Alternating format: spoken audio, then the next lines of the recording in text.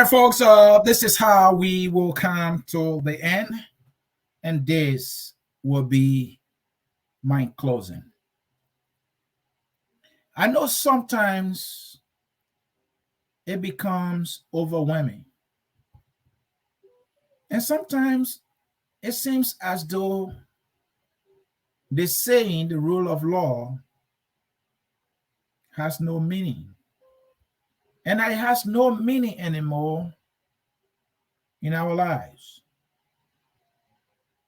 and that it has no meaning, that the words have no meaning in the governance of our country, either because those who profess to know this and speak these words, who are in the rightful places to see to it that the rule of law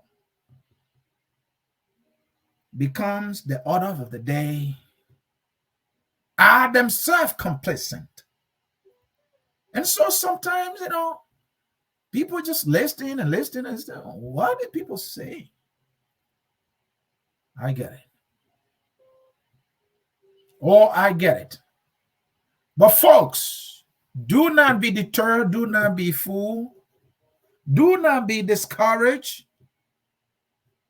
The rule of law shall be the foundation, must be the foundation. If not, you will see chaos in the land as you see today. Corruption will be the order of the day, have you seen today? People will become law by themselves. We will have men and women who are the law and not the law of the land. It makes no sense. You can't relate to it. For it's more like it has never been done in our lifetime. Maybe many years before. But in my generation, war, killers, perpetrators of violence, those who rape indiscriminately, those who brought arms and destroyed our country, those who were the financiers of the war, even becoming president, some today serving as lawmakers and making laws for us, using our country's money and building schools, things that they should not be involved, while they serve as public officials. So, folks, I get it. It's like we are helpless, we are powerless. The Prince Johnson can do whatever he likes, and he can even have a church.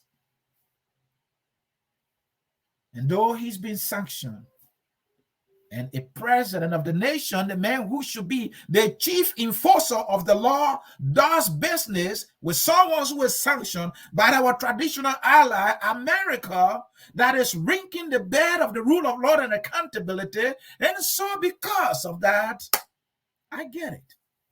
You don't understand it. You can't relate to it. It makes no sense.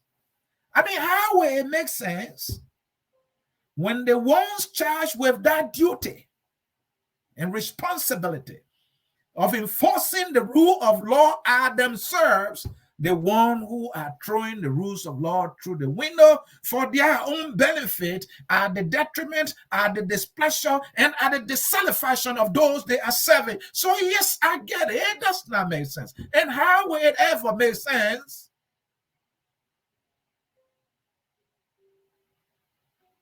when we hear stories of the National Election Commission? The boss there is indicted by LACC, and yes, she serves as the one conducting our election. Oh yes, I can relate to it, folks. We're talking a significant constitutional mandate and responsibility of conducting census, and people have siphoned the money, and yet those people are free men today, and they are even serving in those capacities, when the rule of law should demand that they be prosecuted, and yet they serve. Oh, yes, I get it. It's difficult to relate to it. It's frustrating, isn't it? Are we ever going to get it? Are we ever going to get there?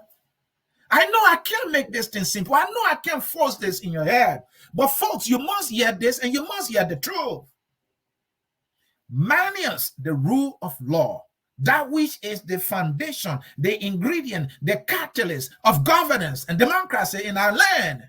If we do not come to terms with the rule of law, whether you think it's big, boy, complicated or not, so your country will remain complicated in poverty, in misery, and undevelopment, and disease will come and consume your people, and your schools will continue to remain in ruin, and your hospitals will become death traps because the rule of law has been thrown through the window. Maybe you will understand when I say the Zogos money intended for them for their rehabilitation. The funds are landing in the pockets of individuals and they are not being held accountable. Maybe you will understand it. When school fees flies in the roof and the citizens cannot afford it, maybe you will understand it. But I have to go. This summer is too complicated for your understanding, maybe. Maybe and just maybe. But maybe the song that says we are all Liberians will make it simple to you. A nationalistic song that reminds you about where we're coming from, of our trials, political tribulations, struggles, pains, and agony, the mountains we have to climb, some we couldn't climb, those who pay the ultimate price, 250,000 of them, meaning we also lost to Ebola. I don't want to talk about COVID. Liberia remains in pain, folks. And I don't want to forget about the leader who dances Buka and the cheering squad who celebrate him in corruption.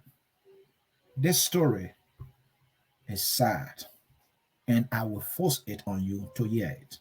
For the Bible says, Dennis will remind me, the truth will set us free. Lies, deceit, sycophancy will not get us there, and you must know it for what the truth is. But I have to go. My cartoon is waiting for me. I have to push it. I don't live and survive by preaching this message of political righteousness that you don't understand because it's not fries and cheese for you. The sun, we are all Liberians, is taking us home. The name is Anthony Cyr. I hope this edition of the Hour of Politics will fire ring for you. Until I see you again when I do with my trouble, we are all Liberians is the song that takes us home. Do me one favor. Listen 1 minute. If it doesn't inspire you and engender in you nationalism and patriotism, then of course you are not our guy. But I know you will be. Bye-bye. We are Liberia. Liberia is our